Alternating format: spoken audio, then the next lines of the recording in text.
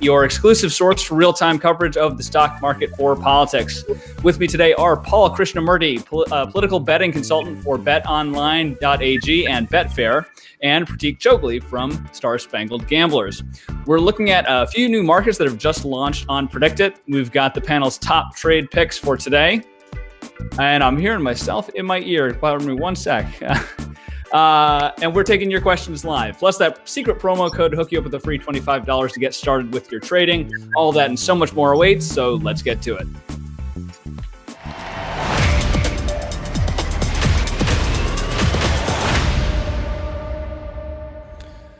Well, welcome back, political traders. I am your host, Flip Pidot. And if you missed our premiere episode yesterday, I hate to tell you that you missed out on a couple of chances to make a quick profit off of some of the new markets that went up on PredictIt yesterday. But we're going to see if we can do the same for you today. And if you are new to PredictIt, we've got that free $25 in real trading funds waiting for you at predictit.org/promo/oldbull25.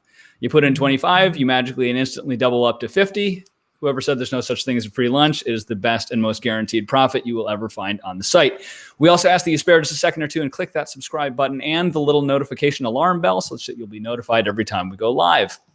As you know, it's our mission to give you a daily edge on the markets, but we can't do that if you're not tuned in.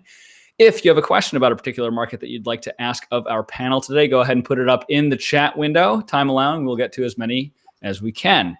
Speaking of whom, let's meet today's panel.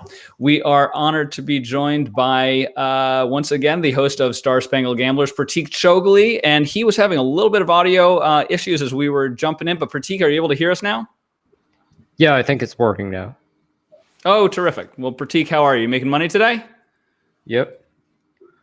Good to be back. Good man. Well, we'll hear more about that in a few minutes.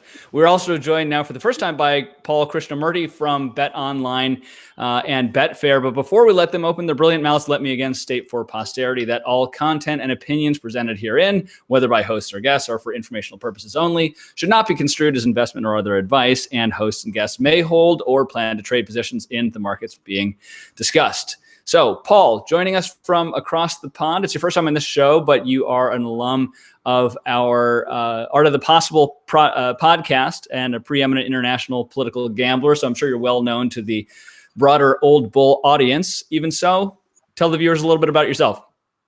Yeah, thanks for having me on, Flip. Pleasure to be here. I've been a professional gambler or semi-professional gambler or political analyst or all three for 20 years now, near enough. I write at politicalgambler.com. I've covered all of the more recent elections going back to about 2014-15 in depth. And as you say, you know, we've spoken before on the Art of the Possible, and it's nice to be part of the American PredictIt community, which is a very exciting development in political gambling. We're absolutely delighted to have you here. And the other half of today's panel being Mr. Pratik Chougule. Remind viewers, or let viewers who aren't familiar with it know what Spangled Gamblers is all about. Yeah, we're a podcast and blog, and we basically focus all our content on political betting markets on PredictIt and Polymarket. All right, panel. Well, let's briefly recap a bit of yesterday's action and our debut show. And Zach, if you wouldn't mind bringing up the new markets view and jumping into the Trump 2022 filing market. This is one that came up on PredictIt yesterday, just as we were going to air. The ink was still drying on this market. And Pratik, this thing opened at around 70, I think even slightly above 70 cents, that Trump would file to run for president by the end of 2022. I think it had drifted down to kind of the low to mid 50s by the time we were chatting about it. But you were looking at this and giving traders an indication that it was probably still too richly priced at that point. And traders that listened to you did quite well. Does this seem like a better price, more fairly valued down here in the mid 30s? I think it's still too high. I think it's too high for two reasons. Number one, as I said, I'm skeptical that Trump is ultimately going to get into the race for re-election. For a variety of reasons, I don't think he can win. I'm not sure he even wants to do it again, and I think he has a whole array of legal issues to deal with. But even if you do think that he will leave it open, I think he will leave it open. And even if you think that he will jump in, there is no reason for him to do it before the end of 2022. Yeah, so this was a good call, and it's easy to acknowledge in retrospect, kind of once the market finds its footing. Of course, your explanation is quite reasonable, and I think gives a good amount of support to why this is no higher than it is at 35 cents. And as you say, that may even be too high. But of course, that insight is most profitable right when these markets go up, before the market has its footing and a consensus starts to emerge, which is, of course, the whole point of the show. So with that in mind, let's take a look at some of the new markets for today. In particular, there are three that just went live on PredictIt. In particular, I want to look at, they have yet another one tied to the issue that the main market around is actually the highest volume market on the site, being the winner of the New York City mayoral Democratic primary, which is effectively the same as who's going to be elected next mayor of New York. We spoke a bit about that yesterday when PredictIt put up the second place market, who would wind up basically the runner-up once all the ranked vote allocations are complete. Today, they've put up a binary question on whether the first round leader, so the person who the most voters select as their first choice, will be the same candidate as the candidate that ultimately wins. And I want to go around and hear what everyone thinks about this. Of course, again, as I said, we've done a lot of discussion about the dynamics of this race, but here it's less about which candidate is going to win and kind of what dynamics would be required to have the ranked vote actually make a difference in the outcome. So Paul, how are you thinking about this this brand new to the tape market in terms of getting our arms around what a fair probability would be that this one pans out, that the first round leader is also the winner? Yeah, it's a great market because this is the real question, isn't it? Personally, I'm skeptical about Andrew Yang. I'm not sure. I know it's a big debate tonight. I could very well see he turning out to be an early favourite based on name recognition, who doesn't really have that deep roots in the Democrat Party and certainly not the state. And I can certainly see a situation where he wins on the first round and then loses due to rank voting. That makes sense. But there's also, I think, a reasonable chance that he doesn't win the first round, that this changes quite dramatically in the last few weeks. Personally, I'd be inclined to sell that probably around 80, not as a strong bet, but just on the grounds that what I said in the first place, that there's a very good chance that he could win on the first round, but then lose on ranked voting. I noticed some of the polls were measuring the ranked voting as turning out equal between the other candidates. Can't see that. When one of them has deep Adams, assuming it's Adams. So I would probably go unders, but not heavily. Pratik, how about you? Yeah, I'm basically with Paul. I don't have a strong view on this market, but 80% just seems a little high given the extent to which I think this race is probably in flux and could change even toward the end. We've had a number of guests on Star Spangled Gamblers talking about the mayor race, and the sort of the consensus view seems to be wherever people are on the Yang question specifically, I think there's broad consensus that this race is very much in flux and could change at the last minute. Yeah, certainly agree with that. And we've discussed this before too, about the fact that Yang may be even less of a front runner than the markets are giving him credit for, which is a lot less than they gave him credit for a couple of weeks ago. He's drifted down from 70 to closer to 50, but that may still be a bit overpriced. But I'm going to take a bit of a contrarian view here and say I think 80 cents may even be a little bit cheap. And actually, while the last trade price is 80, you can see that the bid ask is actually 73 and 80. Again, there's not a ton of volume here having just launched. So if you can get in kind of the mid 70s, so much the better. But just the history of ranked choice voting suggests that it's really only a super narrow set of circumstances where the reallocation can actually move the needle. In fact, I was looking at the website ranked.vote, which is maintained by Paul Butler, another alumnus of the channel here. And his research has shown that it really almost never makes a difference. That he said, maybe 2 or 3 out of the 30 or so races that he's tracked would it have made the difference. But even in those, and I'm going to quote here from his response, because I pinged him a couple hours ago about this. He says, even in those cases, I'm hesitant to say they would be different under plurality voting because the counterfactual would have changed. He says, for example, in Maine District 2 general election 2018, Tiffany Bond said that she would not have run had it been ranked vote. Had she not run and holding voter preference the same, Jared Golden would have been first in the first round rather than Poliquin. So whether or not that sort of counterfactual is true or not, still it only seems to be a single-digit percentage of the time thus far to date that it can make a difference. Gaming it out though here, I think basically the way the dynamics would have to play out is you'd have to have 2 roughly equal front runners. That could well be Adams and Yang with say 40-45%, and then basically a spoiler, someone who has a small but not negligible voting block that would otherwise spoil the race, would tip it from the nominal front runner to the nominal runner up. Now you could have that with a third candidate, possibly a strong female candidate consolidating female support, whether that's Garcia having just gotten the New York Times endorsement, or Maya Wiley, someone that we've had an eye on, but who hasn't really done great in terms of her PredictIt price, but she's been polling at least ahead of Garcia by a handful of points in most polls. So if either Wiley or Garcia managed to consolidate support around a single remaining credible female candidate, then plausibly you could have a spoiler situation. But in Garcia's case, her support tends to bifurcate between those 2 other candidates, Yang and Adams, pretty cleanly. So that wouldn't really overly tip the scales were she to be knocked out.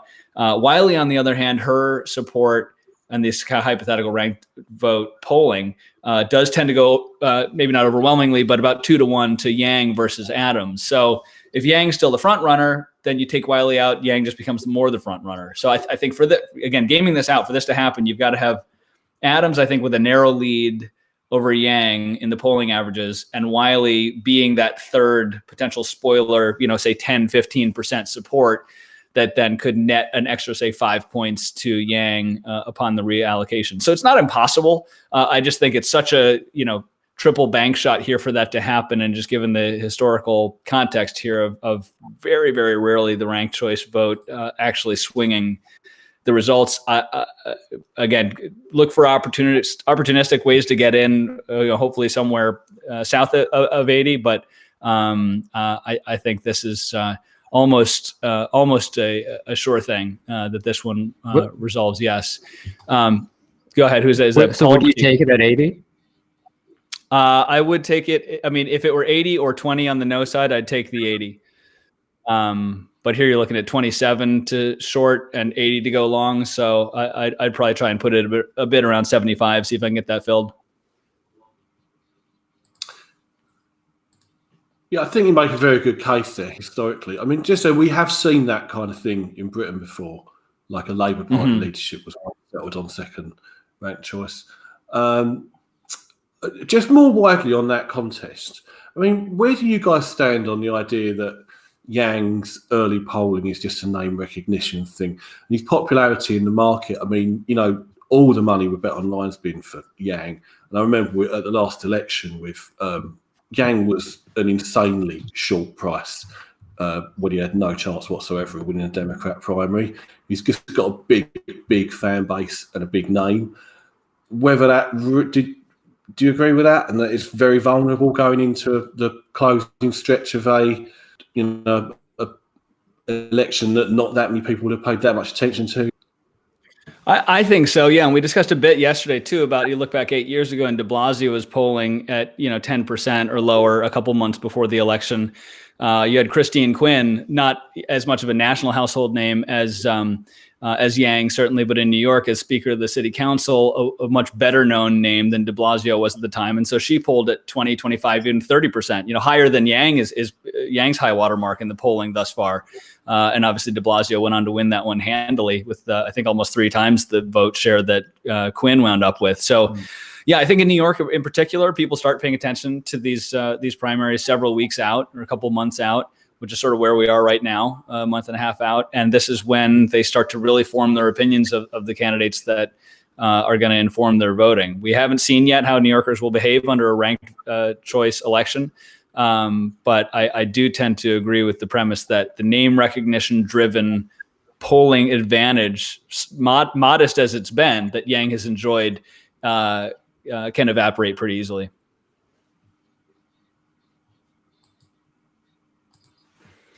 Pratik, you have any other thoughts, or you want to move on to some panel picks? Yeah, well, look, I mean, I took an early short position on Yang for precisely the reason Paul said, that he was something of a meme candidate in the Democratic primaries. The issue, though, is that Yang has not only maintained his strong poll numbers, but I think he's backed it up with prominent endorsements and so forth, notably, for example, the Jewish community in Brooklyn and so forth. I mean, I will say, though, that one thing that's giving me some pause about Yang is the way he's kind of flip-flopped on this question of the latest strife in Israel and the Palestine situation. And it's not because the issue in and of itself is all that significant in the race. But I have always taken for granted, regardless of which side of the bet I'm on with Yang, that one of his advantages is his skill as a politician, his sophistication and so forth. But the fact that he would see a critical tweet from AOC and suddenly flip-flop and look like he doesn't really know what he's talking about, to me, casts some doubt on his skill as a politician, which I think will be an important factor in a close race. So I'm not ready to say, I continue to think Yang is a front runner. But I'm having more questions about that than I have been the past couple of weeks. All right, with that, we'll leave New York for the time being, and we're going to head west to Ohio for the first of our panel picks. This one is yours, Pratik. Tell us about it. Yeah, so I think these prices are actually considerably off for the Republican primary in Ohio. I know a little bit about this race. Josh Mandel is actually an old friend of mine, and JD Vance and I have a number of mutual friends and so forth. And I also have a number of sources in Ohio Republican circles. Pretty much everyone I'm talking to in Ohio is saying that these prices are considerably off in a couple of ways. Number one, I think Mandel is actually significantly overpriced. He's a skilled politician, but he really kind of lost a lot of credibility with his past run for Senate, where he raised a lot of money and then just kind of dropped out at the end and didn't really perform all that well. So he lost a lot of goodwill there. I also think JD Vance is considerably overpriced, and I think a couple things are going on here.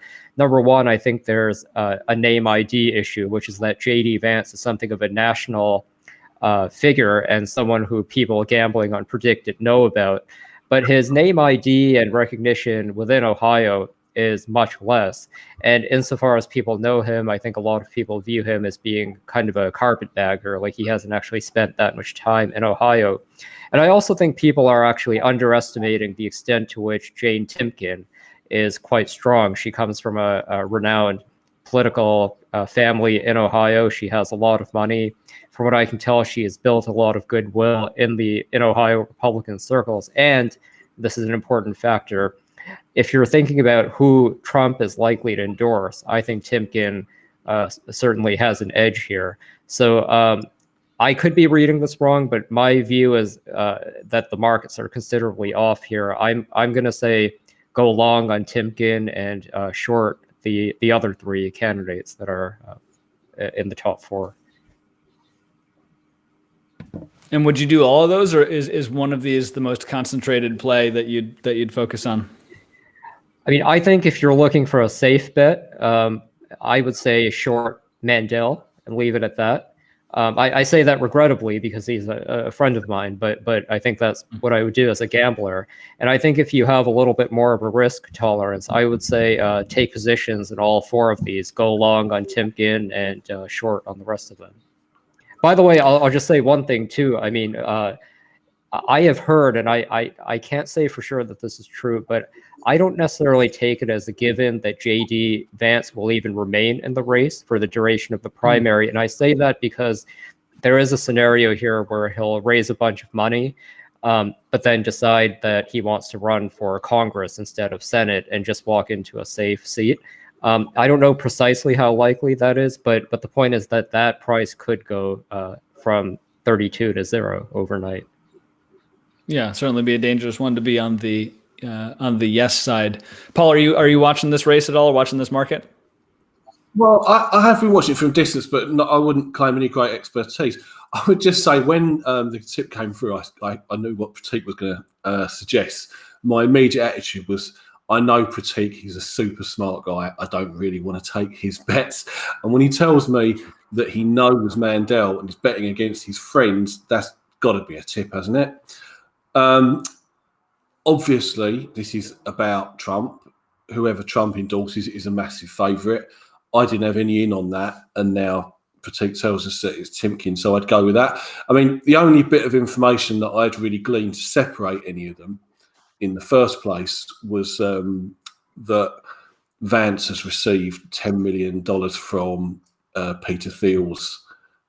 Peter Thiel's donated $10 million towards the super PAC supporting Vance, which seems like an important thing. But as Pratik says, he might just be fundraising for a different race.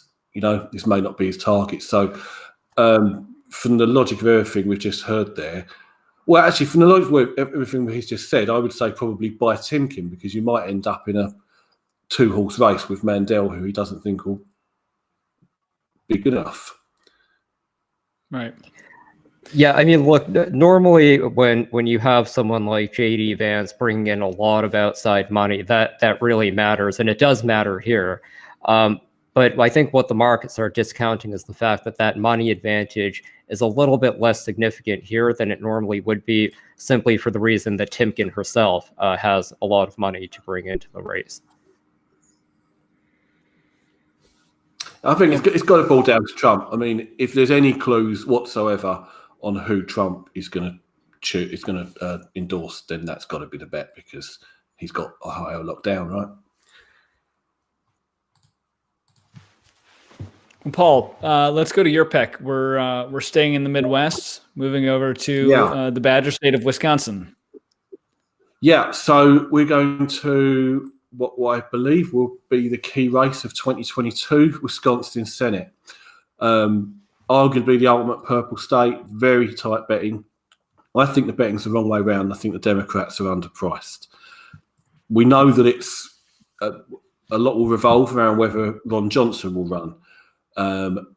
I see that he's favourite to do so, around 60 on PredictIt. If he does run, I'd be very confident about the Dems. If not, I'd still rate it around 50-50. So this particular election is the perfect test of probably the 2 big issues that will define 2022. Will there be a Biden backlash, or will the battle for the soul of the Republican Party turn into some kind of civil war? Both are very possible. Inflation's rising. There's no Trump effect for Democrats to coalesce around. That's the Biden backlash could happen. But equally, the civil war carries on. Liz Cheney does not look like she's going away. And then set against that, we will have the ongoing trials and indictments regarding January 6th. We've got Kyle Rittenhouse's trial to come in November, which will be obviously big news in Wisconsin, if not everywhere. There's already news coming out in the state of police and other officials that gave money to his defense fund. So that's going to be live. Will Ron Johnson run? I don't know. I really don't have any on that. The betting says he will. Trump clearly wants him to, and he generally gets what he wants. If he runs, I think that's really bad news, because, first of all, Wisconsin was not originally a state where Trump just swept away with the Republican vote. He underperformed Ron Johnson in 2016, and there was a lot of resistance early on from Waukesha County, that kind of area. Second, if you've got Johnson on the ticket, it will massively energise Democrats. And this has always been an energised state. It's always been about getting a big turnout, going back to the Scott Walker recall efforts, the Labour process, even last year's Supreme Court election, where big Liberal turnout caused an upset. And we've seen with big turnout elections, Democrats generally have an edge. Right? Tammy Baldwin won by 11. Take out 2016, which was a bit of a freak because of the small party performance. They win presidential elections. And yes, that was very close last year, closer than everybody really expected in Wisconsin. But I'm very skeptical that anyone can really copy Trump and copy that rhetoric and brand and tactics and achieve the same number of votes. He's a unique figure. And I think that, largely speaking, going down that road, Trumpism without Trump, is a really bad move for Republicans, particularly in purple states. So I would certainly buy at 44 at the moment. I don't think that's going to go down much. I think the bottom of that is probably 40. And there's a good chance, if Johnson does run, that they go favourite. So I'd say buy at 44, maybe look to cash out at 55, because come next autumn, this won't be more than 60-40 either way. Yeah, Pratik, Paul seems to make a pretty compelling case. Are you swayed by it, or would you be taking the other side of his bet on this? I mean, look, I bought the Democrats very early on and made some money off of it just as the markets balanced a little bit. I don't take strong issue with any of Paul's analysis. And I mean, I think if you get in at 44 with the idea of, maybe waiting for it to go to 50, even up to 55, as Paul says, it might not be a bad play. The reason I'm a little bit wary here is because with these kind of Senate races, there's always the dilemma, right? Do you make the bet based on national trends, or do you really dig into the localities and the particular of the state? I think that in the case of Wisconsin, I would argue, even though I tend to look at these things in a national lens normally, there are very important Wisconsin-specific factors here. And I think the big one is that I think the Republicans are almost guaranteed to be fielding a very strong candidate. And I say that because if it turns out that Ron Johnson runs, here now you have the Republicans with an incumbent edge, and we've seen Ron Johnson in the past outperform expectations on any number of occasions. But even if Johnson does not run, my hunch here, I could be wrong, but my hunch here is that the markets are underestimating actually how strong of a candidate Mike Gallagher would be.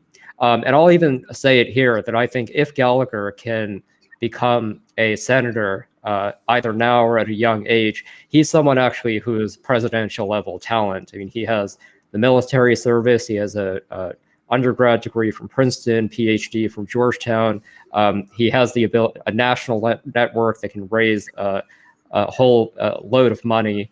And he's just a very skilled, charismatic candidate. So I just think between the quality of the candidates Republicans are going to be able to bring to the table, and the fact that Wisconsin has been sort of generally kind of, you look at the polling, but then Republicans tend to outperform on election day.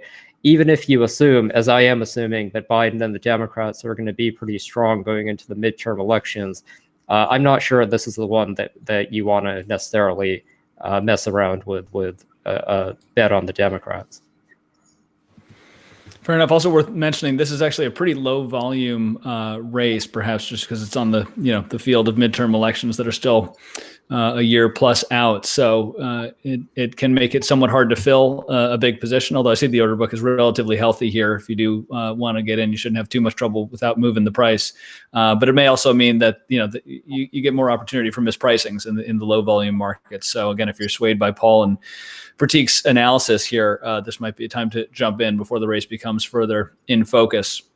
Well, let's shift gears one more time. I have a pick of my own today I want to bring to folks' attention. This is in light of the ongoing tax summits, infrastructure spending summits that Biden is conducting in Washington. Last night he met with the big mix with McConnell and McCarthy, GOP congressional leaders, and the winds of bipartisan compromise seem to be in the air. At least both sides are talking a bit about it. Even Pelosi was talking about how they may feel like they're on the cusp of a compromise. But to set the stage a bit, this is to do with whether the corporate tax rate for 2022 will be raised from the current 21% to something higher. Biden wants 28%. Joe Manchin, importantly, favors 25%. You can see that's the bracket trading the highest here at 61 cents. Now, as you may be aware, the sort of balance of power dynamics in the Senate are such that to get any compromise deal with bipartisan support through, the Democrats need 10 Republican senators to go along with it. McConnell and others have said that basically any undoing of the tax cuts, especially the corporate tax cut from 2017, would be a red line, is how McConnell put it. It's basically their line in the sand they're not willing to entertain. That doesn't mean that Dems can't do it without the GOP. Of course, they can do it via reconciliation with just 50 votes, but then Senator Manchin becomes, or remains, I should say, the most powerful man in Washington, because he either can thumbs up or thumbs down the whole deal. And we know that he favors, again, a raise to 25%. So that would tend to suggest that the front runner bracket here is indeed the most likely. And I'm not going to say it's not, but I think the best value in this market might be in that bottom bracket, the 21% or lower. And this is based almost purely on speculation that they may actually find a compromise bill or compromise plan, and any feasible compromise for 10 plus Republicans, I think would require not only the assent of McConnell, but again, this red line not being crossed. In other words, not touching that 21% rate for corporate income tax. And how do they get there if they can't pay for it with reclassifying capital gains taxes as regular income, or things like this, like raising the corporate rate? Well, of course, both parties' favorite tool is simply to not pay for it, or pay for it with deficit spending, or pay for it with creative congressional accounting. 10 years of expenditures versus 15 years of revenues. Presumably, Manchin would prefer to do it that way and not get his hands dirty and be the one person around whose neck the raise from 21 to 25% was hung. So I wouldn't say this is the odds-on favorite outcome, that it stays at 21%, but at 20 to 23%, this seems to me to have pretty good value. And it also, is a situation where you may have multiple ways to win. In other words, as we always say, you don't have to ride these things to resolution. You can get in and hope for a pop. I think each time we hear more about the possibility of bipartisan compromise, that to me suggests the possibility of actually not raising it, at least as early as 2022, becomes more and more feasible. And importantly, it's 1:34 p.m. right now. At 1:30, 4 minutes ago, Biden was scheduled to start this meeting with 6 influential GOP senators about this very issue, the infrastructure bill and how they pay for it. So within the next half hour or hour, you may get, tea leaves, tidbits coming out from that meeting. And if they said, gosh, it was so productive, and I think there's really the possibility of a big bipartisan compromise here, probably a smaller infrastructure package, not quite as onerous tax increases, or if the red line is to believe, no tax increases on the corporate tax side, even if that's not all fleshed out yet, just the kind of kumbayas of, gosh, we're really getting close to bipartisanship here. I think you could see this number start to creep up. You may have an easy in and out with the several penny increase, which of course ROI wise is not bad if you're getting in the low 20s. Long way of making my case here, but Pratik, Paul, tell me if I'm crazy or if this makes any sense. No, you've actually done a really good job of selling me and convincing me there. That as it's a classic buy the rumor, sell the fact trade, isn't it? It doesn't have to win. As long as there is that speculation in the air that there could be a deal, and as you say, why does it have to be done for 2022? I mean, we know that in politics everywhere nowadays, this idea that politicians have to explain where the money's coming from, that's a bit out of fashion, right? Yes. You can do this. deficit spending. And there is definitely gain on both sides there for those, up to 10 Republicans, and for Biden if he can get their support on something else. Absolutely. I can see that. I mean, by the same logic, the 21 to 24.5 band, that's probably not a bad trade because, once again, there's great uncertainty. It isn't going to be the high band. The favourite band is prohibitively priced, and there's bound to be a bit of speculation about deals. Yeah, in fact, that might be an interesting pair to buy the bottom two brackets. You can get into those for 37 cents, and that might give you a little bit of protection if there's some sort of a middle ground or lower middle ground between what Manchin wants and the current status quo. Anything up to a half percentage point below that 25% makes you a winner in the second bracket too. So that's an interesting sort of alternative strategy on how to play this one. Pratik, what do you think? Yeah, I'm going to take something of a contrary view here. The only bracket here that's even remotely interesting to me is actually the 21 to 24% bracket. And I mean, the issue that I would take with some of the analysis so far is that I think it happens to be the case here that we're actually in a political season where, even if we are operating in this new paradigm where you can just run up debt and deficits without any seeming consequence, I think we're in this political moment where actually there is political will. In fact, I would argue there's a desire throughout the country for a corporate tax rate, a tax hike. And I say that regrettably as a libertarian, but I think if you just look at polling, and I think for really to tell the story, you actually have to go back to when the Republicans went all in under Trump on the corporate tax cut. They got pretty much no political benefit out of that. And I think now when you look at where not only where Democrats are, but even where a sizable percentage of more populist Republicans are, I think we are in one of these rare political moments where actually raising the corporate tax rate might accrue to some political benefit to Biden. Now the fact that Manchin is saying, okay, he wants to be I think the reason why this 24.6 to 27.9 bracket is where it is, I think you're right, is because of where Manchin is. But we've also seen that Biden, from what I can tell, if he does do a corporate tax rate, would probably want it to be not just a straight, narrow partisan vote. So after all the negotiations and so forth, it seems to be entirely a reasonable outcome that the administration would go ahead and push for a corporate tax hike, but try to find a number where he can at least get some degree of Republican support. So a lotto at 14 cents on B2, I'm willing to buy that.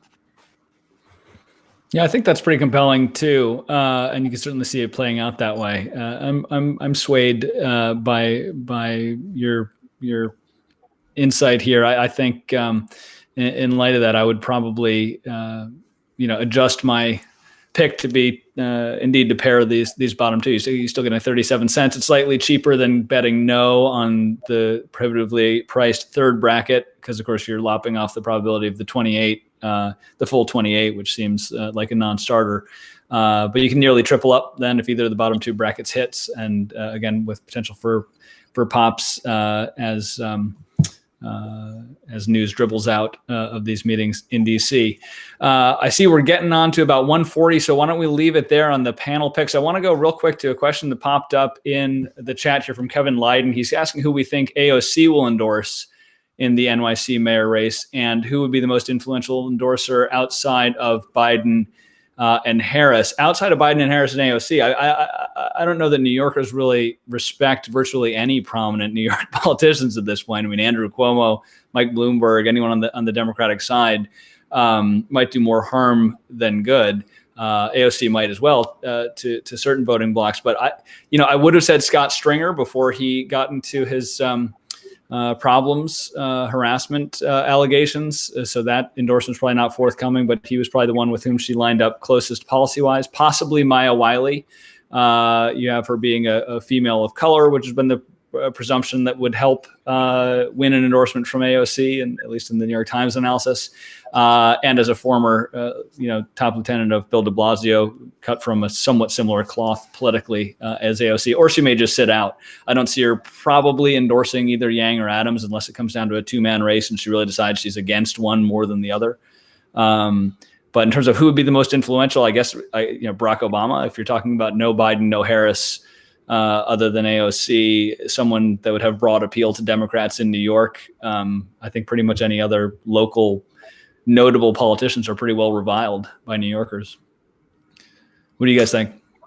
Would Tish James be likely to endorse anyone, or would that not be worth her while at this stage? She could. I mean, she's obviously got her hands full operationally and potentially politically, assuming she does try and make this leap, as so many have before her, from AG to governor while in the midst of investigating and perhaps indicting the sitting governor. So maybe she wants to sort of play it safe. She generally stays outside of or above the political fray, or tries to. So she could for sure weigh in at some point, but I wouldn't be surprised if she tries to keep her hands clean. Yeah, I mean, this is an interesting question. I guess there are really two parts here. So on the question of who AOC is likely to endorse, I mean, I would say almost certainly not Yang, right? And that in itself, I think, is a significant insight. I mean, in terms of who she would endorse, I guess the way that I would try to get to the bottom of this is really look at each of these three candidates and figure out who has the most proximity to Bernie world and the Democratic Socialist world. I'm guessing that's probably going to be the predominant factor in her decision. In terms of influential endorsements, I say this regrettably, but I think it's just where we are in American politics. I think if you're looking for any kind of endorsement that could really move this, I think you're probably looking in the world of celebrities. I mean, I don't know who actually is going to bother to be involved with this. But you think about it, just imagine like if Taylor Swift or someone like that were to decide they want to endorse someone, or whoever. I mean, it could be any of these people. I think they far more than any kind of establishment New York politician are going to be the ones who move the race at the margins. And I don't know. I would say probably Yang has the biggest national profile and enough connectivity with random elites around the country that maybe he could pull something like this off. But that's kind of how I would think about the endorsement issue. Yeah, it's interesting. Thus far, it's been kind of Maya Wiley and Ray McGuire among those that have picked up some interesting kind of Hollywood and celebrity from the worlds of sports and entertainment endorsements. But yeah, I think you're right. In the absence of notable high-profile political endorsements forthcoming, that those might indeed be the most influential ones yet to hit the tape. I will just say very quickly on that. I mean, Tucker Carlson offered something of an indirect endorsement of Adams. So I don't know, you could maybe see some right-wing people coming in and giving like a tacit endorsement to Adams. Who knows? Right. Well, folks, with the heaviest of hearts, I see that we are just about out of time, but please join us again here at oldbull.tv for Predict It Live tomorrow at 1 p.m. Eastern. If you still haven't yet, go now to predictit.org/promo/oldbull25. Claim your free $25 deposit match and get started. If you do have a question that we did not get to or a specific market you want to see covered in an upcoming episode, message us on Twitter at oldbulltv. I want to extend my thanks to Pratik Chougule from Star Spangled Gamblers and Paul Krishnamurty from Betfair and BetOnline.ag. It was wonderful having you, gentlemen. Thank you, kind viewers, for watching. Happy trading, and we will see you tomorrow.